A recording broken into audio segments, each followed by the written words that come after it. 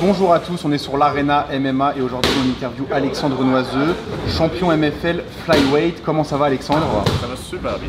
Alors aujourd'hui on voulait t'interviewer dans le cadre de ta première défense de ceinture qui finalement, selon toute vraisemblance, n'aura pas lieu parce que il y a eu une annulation du combat. Est-ce que tu peux nous en dire un petit peu plus par rapport à ça?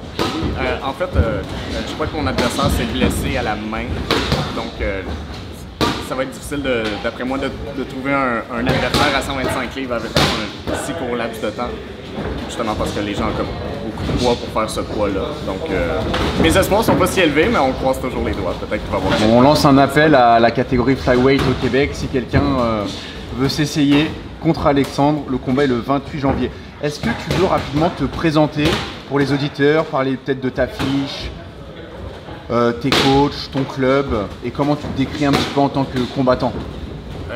En fait, je combat pour le H2O MMA depuis, je dirais, mes tout débuts. J'ai bougé un peu, mais la majeure partie de mon entraînement s'est déroulé au H2O MMA. Je suis spécialiste en jiu-jitsu brésilien.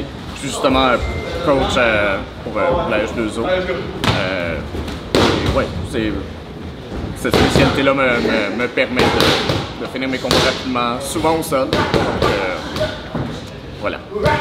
Quelle est ta ceinture en jiu-jitsu brésilien? Ceinture brune. Ok. Et tu fais gi et no gi? Majoritairement no gi. Ouais.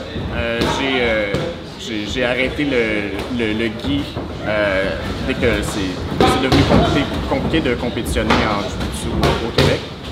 Donc l'intérêt de pratiquer le gi est disparu pour justement être remplacé par l'aspect plus MMA. Ouais, d'ailleurs je pense qu'à l'heure où on parle, hier j'ai lu un article qui disait que le Québec allait possiblement légaliser les sports de combat. Ouais, ben c'est peut-être ma nature un peu pessimiste, mais un peu comme mon combat qui, je doute qu'il y ait lieu. C'est pas quelque chose que j'ai l'impression qu'il va se concrétiser si vite que ça. Ok. Est-ce que tu es déçu de l'annulation du combat et comment tu abordais ce combat? Grosse préparation? Tous les combats sont pris au sérieux, normalement. C'est pas un combat qui doit être pris à la légère. Mais j'ai pas l'impression que quelqu'un dans ma catégorie de poids, au niveau amateur, qui est tant que ça une menace pour moi. Donc c'est plus un entraînement général. On regarde certaines spécificités de chaque combattant. Mais en règle générale, au niveau de mon skill set, de mes attributs, je pourrais relativement bien me débrouiller avec pas mal tout le monde qui est dans ma catégorie en amateur pour l'instant. C'est une question justement que j'allais te poser. Est-ce que tu penses que tu peux soumettre tout le flyweight amateur au Québec? Très probablement. Les meilleurs, ils vont durer 2 rounds, d'après moi. Ok. C'est quoi ta soumission préférée? Honnêtement, je pourrais pas dire j'en ai une préférée. Je suis pas vraiment un spécialiste d'aucune soumission. Je suis un couteau suisse. Okay. Couteau suisse du jiu-jitsu. Tu te considères comme un combattant de sol? Non, pas particulièrement. Ça reste ma force, ça reste ma spécialité.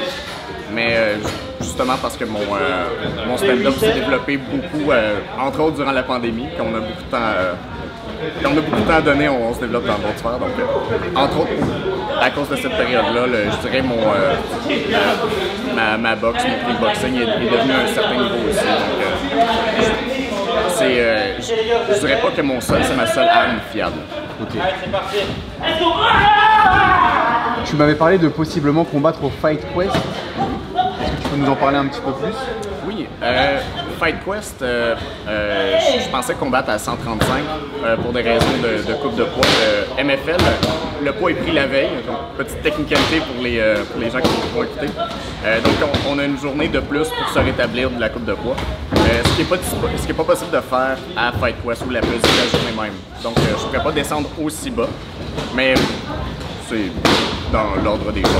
Je vais combattre contre des gens qui sont similaires à moi, no matter what. Et le prochain événement Fight Quest, tu penses y combattre?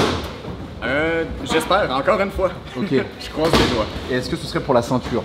Non, ça ne serait pas pour la ceinture. Il y a déjà un combat à 135 pour la ceinture qui a été organisé. Donc, si jamais il y a quelqu'un qui se blesse, je souhaite à personne de se blesser évidemment. Si jamais il y a quelqu'un qui annule ou quelqu'un qui qui n'est pas en mesure de faire le combat, je peux jump in. C'est qui le champion en ce moment dans la catégorie qui t'intéresse au Fight Quest? Je pense pas qu'il y a un champion présentement. Je pense que c'est le combat pour déterminer qui va là. Et tu connais un petit peu le profil des combattants? J'ai vu un des deux combattre. Il se bat pour le NFL, pas le NFL, il se bat pour le Gym Nova à Québec, qui a une ligue qui s'appelle NFL.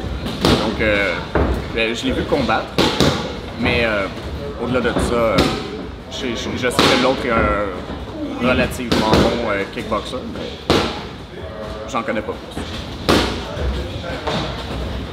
Donc là, tu serais sur une première défense de titre quand tu auras un combat au MFL. Oui. Au Fight Quest, tu viserais le titre aussi?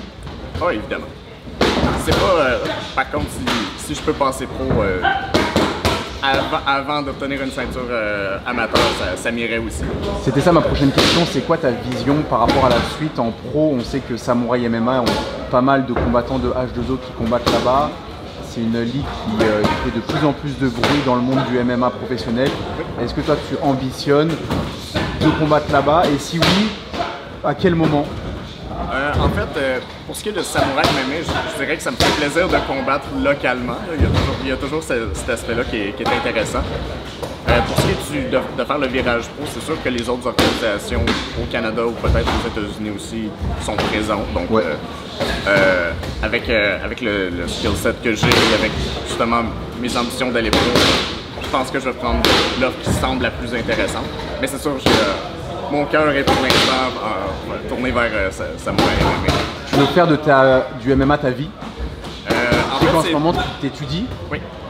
Comment c'est de joindre les deux et comment c'est de songer au futur dans le MMA quand à côté tu as quand même aussi un futur possible de carrière? Honnêtement, jumeler les deux, c'est relativement facile.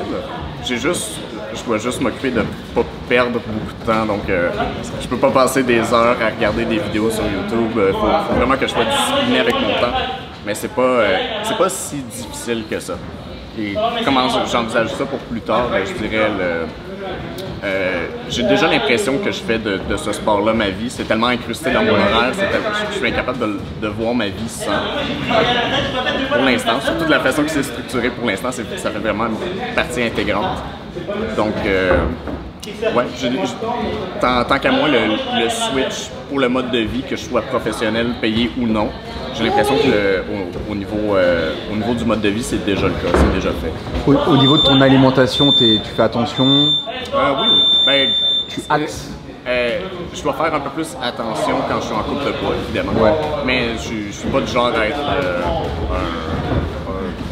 un goinfre hors des training camps. J'essaie de manger comme un être humain décent. Tu t'entraînes beaucoup? Oui. C'est quoi tes rythmes d'entraînement? J'essaie de faire du 6 jours semaine, 1 à 2 fois par jour. Donc, ouais. Rappelle-nous ton âge? Je viens de tomber à 25 ans. Ok. J'ai besoin de calculer depuis la pandémie. Ouais. Je suis un peu perdu. Stylistiquement, par rapport à tes goûts personnels, c'est qui pour toi le GOAT du MMA pour toi ou ton combattant préféré dans l'histoire du MMA? Dans l'histoire du MMA? Honnêtement, il faudrait que je tombe dans les gens qui sont un peu plus old school. Fedor, le combattant en Pride. C'est même pas une question au niveau stylistique, c'est juste le visage stoïque pendant tout le processus. On dirait ça rajoute un petit aspect caractère. Surtout dans une époque où aujourd'hui les gens ont besoin de crier, les gens ont besoin de trash talk beaucoup. L'inverse complètement, quelqu'un qui est de glace tout le temps.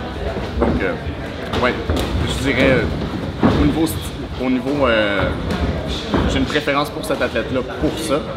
Au niveau du meilleur de tous les temps, c'est sûr que j'ai un petit penchant pour Georges Saint-Pierre. Oui, est-ce que toi tu serais enclin à trash talk si on te disait que ça pouvait faire augmenter ton niveau de starification et potentiellement du coup ta paye? Honnêtement, c'est vraiment une hypothétique. Là. Tout le monde qui me connaît trouverait ça vraiment étrange de voir trash talk justement sur quelqu'un. C'est pas quelque chose qui fait partie de moi. Là. Je ne pourrais pas m'inventer un personnage qui fait ça. Ça serait surtout bizarre. Et, surtout si j'ai besoin de sortir des répliques on the spot, ça va être... tout va être étrange, puis personne va être bien. Toi, tu es de nature calme Ouais, ouais. et sympa. Ben, c'est toi qui le dis. Moi, Non, non, Parfait. Écoute, est-ce que pour moi ça fait le tour dans le cadre cette interview de ton combat MFL qui, on le rappelle, a malheureusement été annulé et donc pour l'instant pas de remplaçant en vue. ben, dans le pire des cas, ça va être le prochain événement. Il y a une date pour le prochain événement? Pas encore, mais Ok. il va en avoir, c'est certain. Donc. Parfait. Bon, bah, dans le cadre du prochain événement, on pourrait te faire une petite semaine en suivi avec toi pour voir comment tu prépares ce combat qui sera ta première défense de ceinture. Dernière petite question, la ceinture, une fois que tu l'as, tu la gardes ou c'est eux qui la gardent? C'est moi qui la garde. En fait, je pourrais la donner en ce moment, elle traîne un peu dans ma case. Ah ok, elle est pas dans le club? Oui, ben, elle est en bas. Ok, tu veux nous la montrer? On va finir sur une petite vidéo de la ceinture. Je reviens dans 2 Parfait. grosses médailles. Donc là voilà la fameuse ceinture Montréal Fight League. Ouais. Est-ce que tu as été émotionnel un peu au moment de la recevoir? Pas particulièrement. Je dirais, je dirais justement je suis comme un peu plus calme et stoïque en général. Donc j'étais content de gagner évidemment, mais pour moi au niveau amateur c'est un peu comme c'est une grosse médaille.